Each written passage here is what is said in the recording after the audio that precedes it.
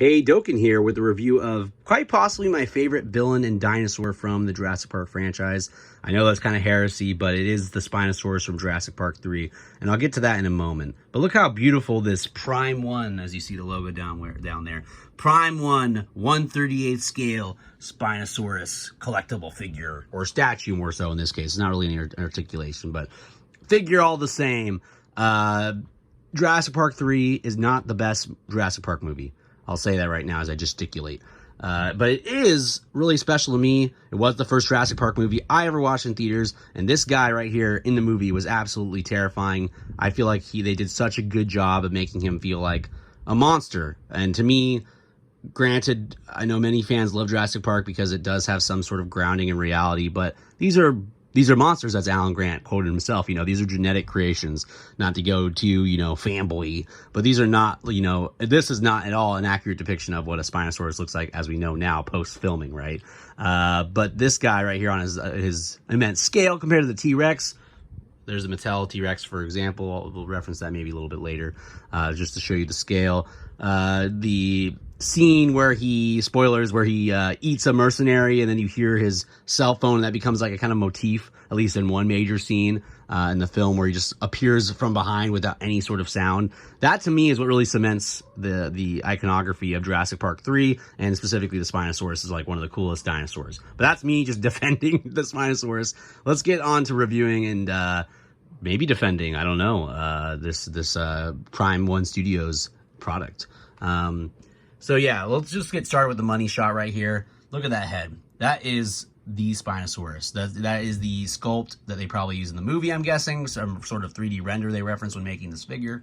To me, what's most impressive, of course, is those eyes. Look at those eyes right there.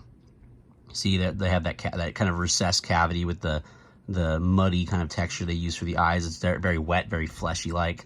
But the actual eye itself is also glossy if it doesn't get too blurry. There you go. You can kind of see the detail of that crocodilian kind of slit, which again goes with the whole aquatic, lake vibe and alligator-esque design that they kind of went for with this particular dino boy. Another thing that's really impressive is look at just the sculpting of the jaw. Right here, you can see kind of there's some gray black spots scattered throughout. But I think just the individual scale work is unbelievably intricate.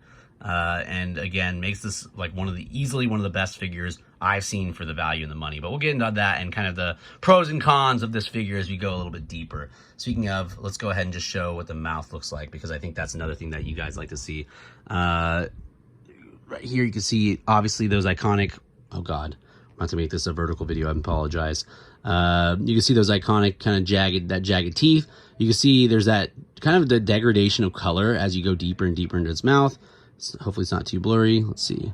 Yeah, there you go. There you go. You kind of see how it goes from a really pinky, fleshy color to then getting darker as you get deeper into its mouth.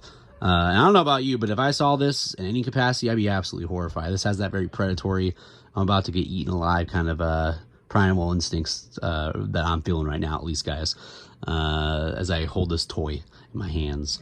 So one of the things I'm not a particular fan of is the actual seam right here that you can really obviously see when you hold this thing upside down. Granted, when you have this, you're not going to probably be holding it very often, but when you have this figure, you're probably going to have it just presented like this, so you're not going to really notice it. If you don't really see it right there, it kind of goes naturally with where its neck connects with its head. But to me, it's very obvious that seam is present. While we're holding him up on his back, on his spine, you kind of see also just the level of detail and care that they put into everything. The throat right there, just the claws as well, of course, which are pretty sharp by the way. When I was pressing my fingers against it, I felt like if I did it enough, it would definitely draw some blood eventually. So not something you want to give to your kids. And I'll show you also another reason why in a second.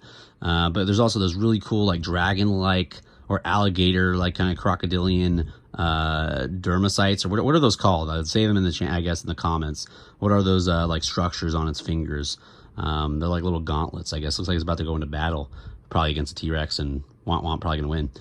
Hate on me for that in the comments as well. But if you're into that, there's a hole in the foot, you know what I'm saying? I don't know what I'm saying, but you guys know what I'm saying apparently.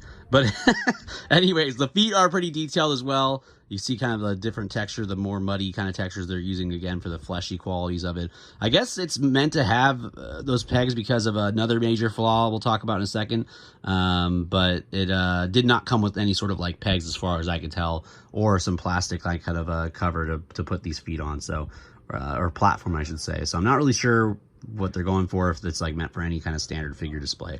Moving right along, you can see, again, all the details continuing in terms of its scale right here down to its tail. All right, so let's go a little bit further on the surface. You can see those suture-like kind of scars from probably many, many battles, again, against a T-Rex or maybe something else, where it won, but still had some memories of those past combats. There's that silver line just following all the way to the hind leg. Which again, really nice gradients here. Everything feels like it's naturally blending. There's no like paint spilling or bleeding. And that goes for as well the most iconic part, of course, of the Spinosaurus, which is the spine. They have that blue, gray kind of column-like structure here to separate the individual spine ridges, which I think turned out really beautiful. If you see right here, the upper, there's not too much shadow, hopefully. The upper reaches of it, the crimson shroud kind of goes all the way down its tail, where it subtly kind of degrades and takes over the rest of the tip right there at the end. Again, look at the detail. Look at the individual scales, the scars, the cuts, the seam. We'll get to that in a moment. Between that, it's not even really that noticeable, to be frank. But I think, again, every single detail, you can see again, there's like kind of crocodilian kind of gauntlets right there for its feet as well. Every single detail feels very movie accurate. Feels like, you know, they paid homage to the movie and then some. And speaking of pay, I think I paid what, like something below $200 for the base price, but with shipping it ended up being a little bit above $200, pretty sure. So this isn't a cheap figure, but it's not the most expensive in Prime 1 Studios catalog. I know that they released a much more expensive version of the Spinosaurus relatively recently as well, like $500, $600 minimum, something like that. This is not that, and that's also a much bigger scale. So for the money, you're getting a good value here. But I will say, word of caution, major word of warning. We're about to see right now.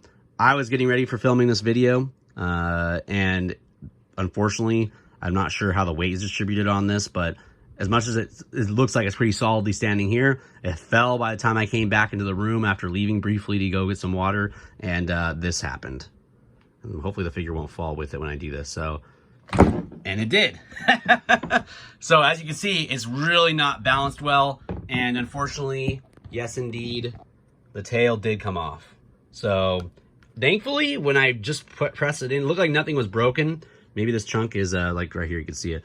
Maybe there's something missing from that chunk right there, but I'm pretty sure that's just a connective part. So with some super glue and maybe some heating up the plastic, like kind of like an X Plus figure, this should be able to reattach quite easily. So it's really not the end of the world, but really massive word of warning. You may want to invest in some sort of like, you know, some sort of plastic platform or something, because obviously the Spino without a tail kind of looks like a, I don't know, it kind of looks like a weird, like a kind of capybara, I guess. I don't know. I guess I don't know what a capybara looks like, but kind of interesting. You can see the hollow innards though, and it does really remind me of like a classic X Plus kind of figure where you'd have to heat up with a blow dryer and attach his tail. So someone might be into that, you know, might be a, you know, hidden container. You could put some stuff in there. I don't know. You tell me, viewers, what you're going to do with that. But I'm definitely going to be reattaching my tail. And yeah, in general, I'd say that this is definitely worth buying despite this issue obviously being a pretty critical flaw. The packaging, as you can see back there, I'm not going to go all the way around the box because it's, you know, it's a box. I know that some people care about that, but it's more about the figure in my eyes. The box does have a really nice display window. You will have to take it out to get all that styrofoam and, well, not styrofoam, but all that plastic wrap that it came in, really well packed in. You can see it has that really nice, it looks like I can't tell, I'm guessing that's a screenshot. You can't see the seam, but it does look like a screenshot of the figure, just photoshopped with the seam out. It's not a movie render, so there you go. So you have that really nice display. You obviously have the title card, the Jurassic Park 3 logo, and this really cool kind of crimson caution gradient right there. So in general, you probably don't even need to take this out if you're worried about it losing its tail like mine did. I'd recommend it. It's a good movie, good figure. Hadoken out.